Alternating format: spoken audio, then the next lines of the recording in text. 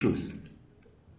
So these are the contents for the lecture. So you need to understand in terms of the types of cytoskeleton, the relationship between them, what are the dynamics between them, as well as the major components for this cytoskeletal system. So from this lecture, you are expected to know about the major cytoskeletal components, describe the characteristics for each cytoskeletal components, as well as to understand the dynamics of cytoskeleton. So this is a picture of a normal a cell in your intestinal tract. So if you can see there, okay, the one that highlighted in red, okay, these are your cytoskeleton components. For example, this is your epithelial cell. So your epithelial cells, they contain the surfaces. So we have the apical domain as well as the basolateral domain. So basically this is the up portion, this is the down portion. So you know about your macrovilli, okay, and your ability of this macrovilli to move around, it is contributed by the presence of your microfilaments here, depicted in red. So you can see your microfilaments, they are arranged in a very particular format, okay, as well as in here. Alright, so these are your macrovilli, and if you compare them between your basolateral domain, you can see it is quite different, okay. And for cells to move, okay, your migrating cells, for example your fibroblasts, they also have a very distinctive domains. So the area when they want to move, so this is called as the leading edge. So you can see the composition of your cytoskeletal system. So you can see majority of them will be your microfilaments as well as your microtubules and intermediate filaments. So these are the three main components for cytoskeleton. So firstly we have actin, okay. So microfilaments, okay, and the subunits should be actin, and the size it is around 7 to 9 nanometer. And then we have microtubules, and of course the monomer will be the alpha beta tubulin dimer. So this is around 25 nanometer. So lastly we have the intermediate filaments. So if you observe the size, you can see that intermediate filaments, it is only 10. So it is in between microfilaments and in between microtubules, and that's the reason why it is called as intermediate filaments. So you also need to understand how the cytoskeleton, how are they involved in other cell functions. Okay, so you know about the cell receptors, okay, and you also know about your plasma membrane, and your plasma membrane contains several proteins. So these cytoskeleton, they do support other forms of structure in terms of the support of your receptor, so that it is localized at their own place, and it is also involved in, for example, cell growth. Okay, during mitosis you have learned about the cytokinesis, okay, the formation of actin ring. So of course you also need cytoskeleton for cell growth and cell motility. In the earlier picture that I shown you, okay, when the cells move, the composition of cytoskeleton will differ. Cell signaling, cell trafficking, okay, when your proteins, it is translated, and when they would be exported out to the cell, you need a very good machinery, okay, which comprise of your molecular motor proteins as well as your cytoskeleton to move and export this. And when things happen wrong, so eventually you get cancer. All right. So this cytoskeleton system, the interior of the cell itself, it is a very complicated structure. Okay, it is a very highly structure, and it comprises of the interconnected filaments and tubules extending through the cytosol. So of course your cytoskeleton, it plays a role in cell movement as well as cell division. And one thing you need to know about, it is very dynamic and it is changeable. Okay, it is not permanent, and they do change according to different situations. So as I mentioned earlier, the major cytoskeleton system, we have microfilaments, okay, and it comprises of actin subunits. You have microtubules, and it comprises of tubulin, and lastly you have your intermediate filaments. So let's talk about the differences between them. So macrofilaments, they are polymer of actin. Microtubules, they are polymer of tubulin. And of course, intermediate filaments, they comprise of quite a number of polymers. Okay, for example, desmin, cytoskeleton, and so on. So for microfilaments, it is contractile. Okay, they can occur in bundle, and it is quite important for motility as well as the plasma membrane shape. So the molecular motors for microfilaments will be your myosin. Whereas for microtubules, it extends throughout the whole cell, and more importantly, it is to provide support for cilia and flagella, and these are the structures that make up your mitotic spindle. Okay, so they are involved in molecular transport. Okay, and their molecular motors include dynein as well as kinesin. For intermediate filaments, the main function of intermediate filaments will be to provide tensile strength as well as support. So this is your picture of microfilaments. So I believe for those who have completed your practical 3, okay, so these are the structure for microfilaments. So of course this is red color because the use of rhodamine, whereas in your practical you use Phelim, so it appears in greenish. So these microfilaments, they comprise of a 2 intertwined chain of F-actin. F stands for filamentous. Okay, so you can see here there's 1 and there's 2. So the monomer itself, I mentioned about actin. So the monomer itself, it is globular actin. Okay, stands for G-actin. And of course there are areas where there is elongation and there is area for depolymerization. Therefore, we say that it has the polarity of plus and minus N, and it is used for muscle contraction, cell locomotion, cytoplasmic changing, streaming, cytokinesis, as well as the rest.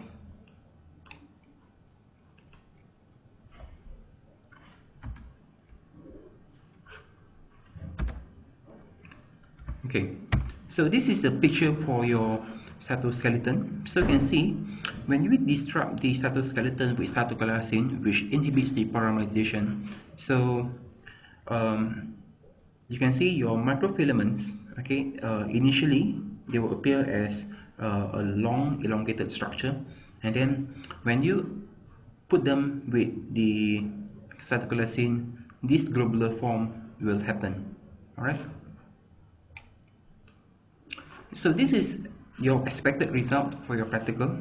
Okay, so in this practical we use Phelim to stain the cytoskeleton. So when you treat your cells with cytoskeleton D, which inhibits the polymerization of actin, so you can see it forms in this structure. Okay, so like here. So let's move on to macrotubules. So these macrotubules, they comprise of alpha and beta tubulin heterodimers. It is called as heterodimers because they comprise of both alpha and beta together. Okay, so their monomers will be the alpha and beta. So similar to microfilaments, they have the polarity of the plus N and so minus N, and it is used for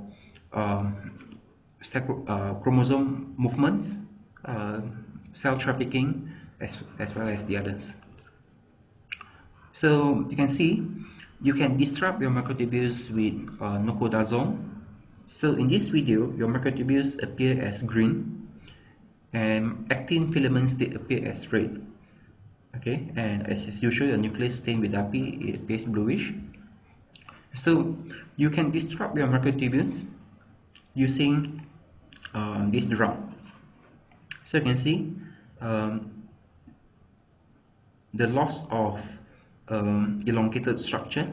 Okay, for microtubule, you can see initially it's green, longish, thread-like structure, and then after the treatment, you can see it is homogeneous.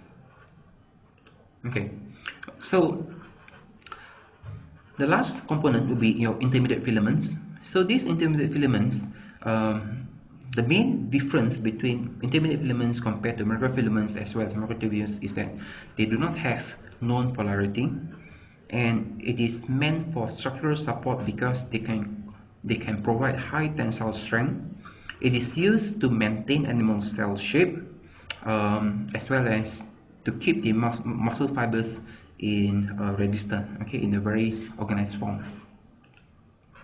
So this is the stain immunofluorescence for your intermediate filaments. So you can see that it appears as reddish.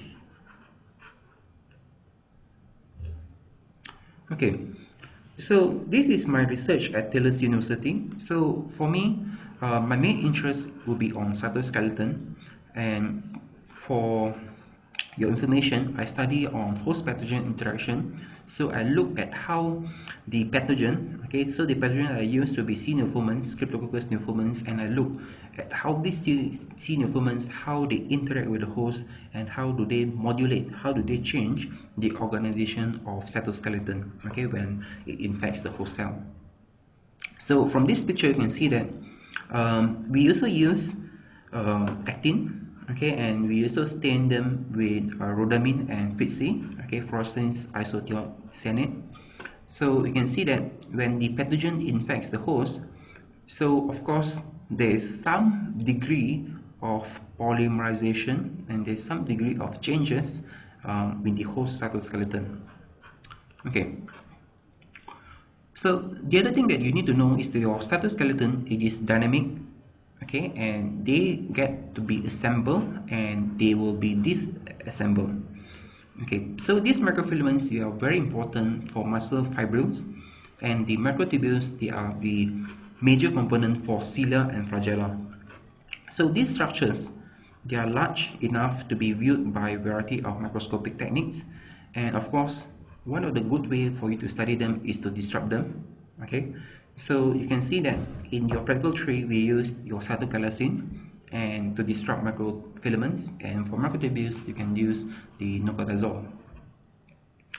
So this is a normal, let's say this is a normal cell.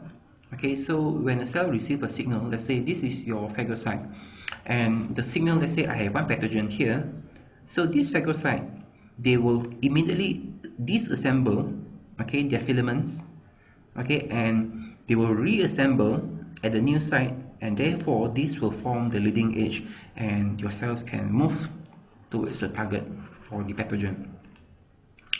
So the research has shown that this cytoskeleton, it is very dynamic and it gets assembled and it gets disassembled. So it includes a very elaborate structure. For example, from G-actin, there's a process of nucleation, there's a process of elongation, as well as the process of steady state. So we'll be talking more on this in the subsequent lectures. Okay, but briefly, you need to know that the cytoskeleton, for example here, we have microfilaments, it is highly dynamic. So these are the drugs that can affect your cytoskeleton. So for example, nocardazole that I mentioned earlier, so this will inhibit your tubulin polymerization, and so cytoskeleton, okay, this will prevent the polymerization, okay, for your microfilaments. So this microfilament, we mentioned a lot. So they actually comprise of polymers of actin. Okay, so your actin, it is 375 amino acid protein. So your actin, they comprise of in two forms. We have the globular form, which is monomeric, and when they forms the elongated structure, for example here, it is called as filamentous actin or F-actin. So each actin molecule, they can bind to either ATP or ADP. Okay. So one thing you need to note here, okay, is the position of the cleft. You can see here the cleft. So the cleft, it is always facing upwards. All right, the minus N. So and the star. Okay, so these are the places that your ADP as well as ADP it is bound. So this will ensure that the elongation happens at one end, for example here, and the depolymerization or the disassembly happens at the minus end. So I mentioned about the cleft. So your cleft, if you look at the molecular structure, basically these are the ATP binding cleft. Okay, so this is the model for beta-actin monomer. Okay, and you can see that they have a central cleft with equally sized lobes and 4 subdomains: 1 domain, 2 domain, 3 and 4. So because of the F-actin is a helical filamentous polymer of G-actin, so the orientation, it is all oriented in the same direction. So your actin filaments, they are polarized with one end. For microtubules, okay, if we cut this microtubule in half, you can see that they comprise of 13 repeating units, and these are what we call as protofilaments. So the purified microtubules, they are found to comprise of your protein tubulin. So what are microtubules? So microtubules are the one that the components of cytoskeleton. So they have a diameter around 24 to 25 nanometer, and it is involved in mitosis, cytokinesis, as well as vascular transport. So they are formed by heterodimers. So if we see here, we have the tubulin, alright.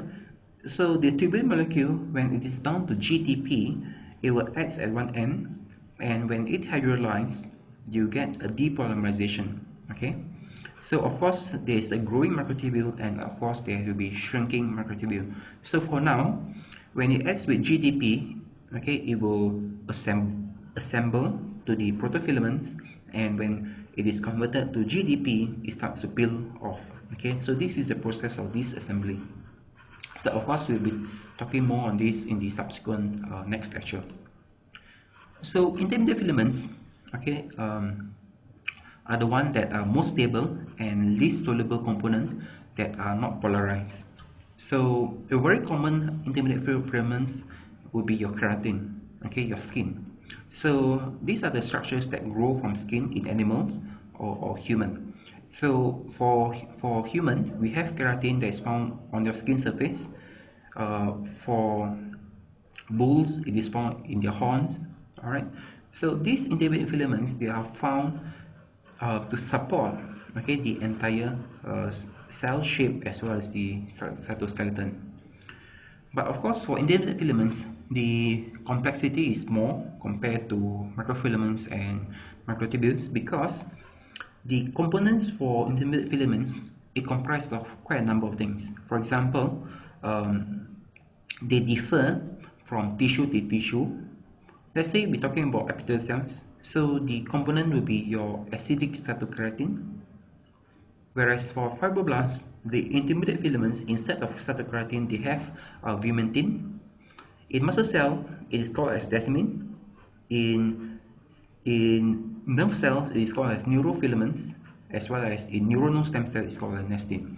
So the thing that you must understand from here is that your intermediate filaments, they differ greatly in amino acid, and they differ based on tissue.